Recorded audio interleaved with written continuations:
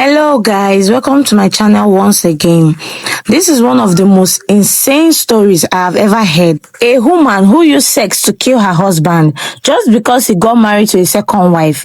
Let me tell you, although this story happened in 2017, we still need to talk about it because it's insane. So a 39-year-old Omotola Salaudeen was married to a 40-year-old Akim Salaudeen, who they call Alhaji Akim.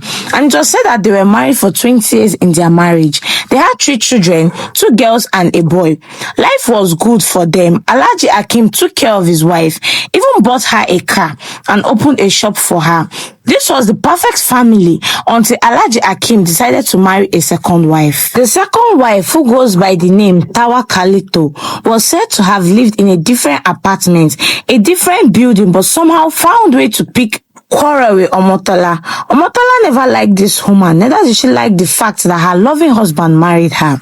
All of a sudden, her taste increased. She started demanding for a new car. She also requested that her husband upgraded her shop. It is possible that Tawa Kalito was some sort of an independent woman who had her own thing going on, and because of that, Omotola also requested for her husband to find her a job. But unfortunately, Akim was not making her request come true, and Omotola started noticing that the attention her husband was always showering on her was no longer there. Back in the day, anything she requested her husband for, he will always get it for her. But now he's not getting them. Obviously, because Akim has a new wife, all his attention has been given to the new wife.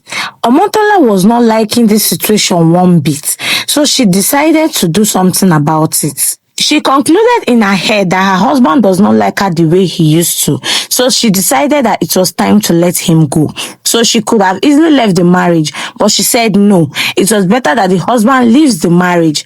And so she met a 24-year-old ex-convict, a boy named Dapo, who had just come out of the prison. She met Dapo and decided to strike a deal with him, telling Dapo that he should come and kill her husband for her, that she will give him an apartment and also give him money.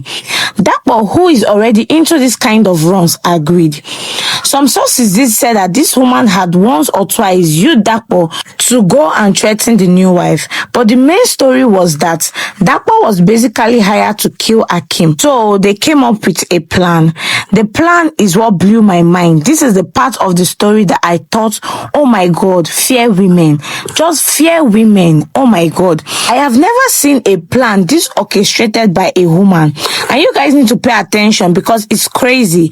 So around the 11th of March 2017, this was the day the crime was supposed to happen. Omotola sneaked Dolapo, the 24-year-old ex-convict, into their house and hid him at a small store behind the building. This happened during the day. He just brought Dapo in and was like, see, be here and stay here till night. I will give you a signal or when to come into the house to kill my husband. So Dapo told Omotola not to worry, that he's here. She should say no more. This is his job. When Akim came back from work or came back from his second wife's house or wherever he came back from, Omotola welcomed him with open hands. You know, right before they kill you, they usually act nice to you, and that was what Omotola did. She welcomed Akim back with so much love. She ran, made food for him, ran him a bait water. Even while he was eating, the children were coming to him to play around their dad. Eventually, she sent the children back to their room. She told them to go to their room and prepare for their exams, that they should leave their dad alone and stop disturbing him. Akim was like, what is really going on in this woman's head? This woman has been giving him cold shoulders for some days now. All of a sudden, she's acting nice to him. But there are chances that this was not out of the ordinary, because according to what we heard, Akim previously told his brother that he feels his wife is going to kill him, but there was no reason as to why he would say that. It was just a hunch, and that it was because he knew the type of wife he married, just that he didn't know that she would strike on that day, on the day 11th of May 2017. After Akim finished eating, she brought him to the room where she made love to her husband. The aim of making love to her husband was to get him tired so he could fall asleep. Immediately she was done making this man excited, she got out of the bed as though she was going to the bedroom, but she went to the backyard to where she has hidden Dakpo the killer. So she told Dakpo that she has already given him food and has made her husband tired, that once her husband falls asleep, he can come in. Dakpo was like, okay, I got you. She went back to the room and had her bait, came to the bed and slept next to her husband, cuddled him till he slept. Akim was so tired from the exhaustion of making love, so he slept quickly. When Omotola noticed that her husband was already snoring, she got up sneakily, went back to the back and opened the door for Dakpo to come in with a knife. This was around 3 a.m. the next day. When Dakpo got into their bedroom, Akim was already sleeping. Omotola picked up the pillow and started suffocating her husband with the pillow, while Dakpo used the knife on the husband. By the time Akim's life has given up, Omotola gave Dakpo the go-ahead to go to the bedroom to wash up the blood from his hands, gave him a new clothes and her husband Jalamia's gown that the husband usually wear, that if people see the gown outside, they will know it belongs to him. So the woman gave this criminal her husband Jalamia to wear. She told Dakpo to leave his bloody clothes on the fence. It didn't stop there. She now went to her children's room where they were sleeping, stole her children's phone, stole her husband's phone and gave it to Dakpo to make it look like a robbery. Not only that, they also tried to make her husband dead look like some sort of cult-related activities. At the time, the area where they were staying had security men. When the security men patrolling at that time saw someone putting on the jalabia that Alhaji Akim used to wear, they didn't bother stopping the person because they thought it was Alhaji Akim. Therefore, her plan worked successfully.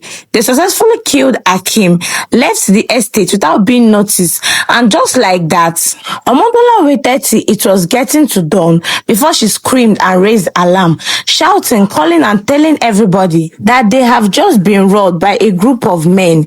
A group of men came to their house, killed her husband, took everything, and this became a big deal. Neighbors woke up to the news that Alhaji Akim has been murdered in the most gruesome way possible, and they could not believe their eyes. Nobody could have imagined that it was Omotola that was behind it all and made it look real. The police came to the crime scene. They saw the body and they saw all the cryptic messages written around, and they were like, yeah, it's definitely some cultist axemen that did this. They were thrown off guard. Omotola and Dakpo orchestrated a very brilliant plan. In a way, they got away with it for nearly 2 months because everyone believed this was a robbery. Again, there was no inclination that Omotola would have done this because in as much as she had issues with her husband because of the new wife and the shop and the car, she never really had a serious problem with her husband. There were no serious arguments or serious fights that would have led to her killing her husband. Police were investigating this case as that of a robbery or a cult-related activity until they traced Akim's mobile phone to someone who had bought it. And I think this is where everything turns around. I mean, there is always one detail, no matter how small, no matter how orchestrated a crime is, there is always one clue they always mess up some way or somehow, because all the mobile phone given to Dakpo to take with him to make it look like a robbery, she should have communicated with him and told him not to sell it. But Dakpo, being the criminal and thief that he is, he had already went ahead and sold the phones. The police had to trace the buyer, and it was the buyer who then told the police who sold the phone to him, and that was how they got to Dakpo. Dakpo, being the criminal that he is, who has gone to jail before, is like, I'm never going down there again. And he had to open his mouth and tell them everything that happened between him and Omotola and the deal they made. Omotola and Dakpo were caught and arrested. She never denied doing it. She only said she regretted doing it, but she admitted it. Omotola was arrested, obviously, and paraded along with Dakpo. A part of the story also says where the children, the 3 of them, who are now at this point adults, began requesting and begging the police to release their mom so she can come home. But I think that never happened, and I don't see that happening at all. I don't think these children understand the gravity of what this means. Just because your mom is not home to cook for you and give you food doesn't mean she's going to be allowed to come out of prison after killing her husband in that manner. Now, this is my thoughts with this story. I just feel she was being so selfish, wicked and self-centered. I would have to follow this story and see where it goes. So make sure you are staying subscribed because it will be nice to see how this plays out at the end.